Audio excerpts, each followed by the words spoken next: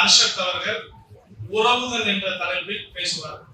அஸ்ஸலாமு அலைக்கும் வரஹ்மத்துல்லாஹி வபரகாத்துஹு. அன்பும் அருள் நிறைந்த அல்லாஹ்வின் திருப்பெயரால் ஆரம்பம் செய்கிறேன். அஸ்ஸலாத்து ஸலாமு நபி ஸல்லல்லாஹு அலைஹி வஸல்லம் அவர்களின் மீதும் நம் அனைவர்களின் மீதும் உண்டாகவே பிரார்த்தனை செய்கிறேன். அர்-ரஹ்மானியா மதரசாவின் மாணவன் அர்ஷத் என்ற நான் உங்கள் மத்தியில் உறவு முறை என்ற தலைப்பில் பேச விரும்புகிறேன். அல்லாஹ் தஆலா கூறுகிறார், வஅபுதுல்லாஹ், அல்லாஹ்வை வணங்குங்கள், வலா துஷ்ரிகு பிஹி ஷைஆ, அல்லாஹ்வுக்கு எதையும் இணை வைக்காதீர்கள். இன்னும் வபில் வாலிதைனி இஹ்சானா, தாய் தந்தைக்கு உபகாரம் செய்யுங்கள். மேலும் வபிதில் குர்பா, நெருங்கிய உறவினர்களுக்கும் உபகாரம் செய்யுங்கள் என்று கூறுகிறார்.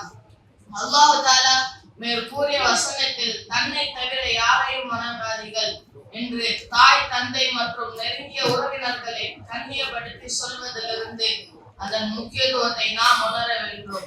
நபி ஸல்லல்லாஹு அலைஹி வஸல்லம் அவர்கள் கூறுகிறார், சில்மின் கதஅத, உனக்கு துண்டித்து வாழும் உறவினர்களோடு நீ சேர்ந்து வாழவும், வஅஃபு அம்மன் வரமக்க, உனக்கு அநீதி இழைத்தவனை மன்னித்து விடுங்கள், வஅஹ்சின் இலா மன் அஸாஅ இலைக, உனக்கு தீங்கு செய்தவனுக்கு நீ உபகாரம் செய்யவும் என்று கூறுகிறார்கள்.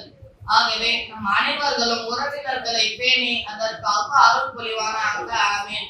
வாஹிர் தஅவானா அல்ஹம்துலில்லாஹி ரப்பில் ஆலமீன். அஸ்ஸலாமு அலைக்கும் வரஹ்மத்துல்லாஹி வபரகாத்துஹு.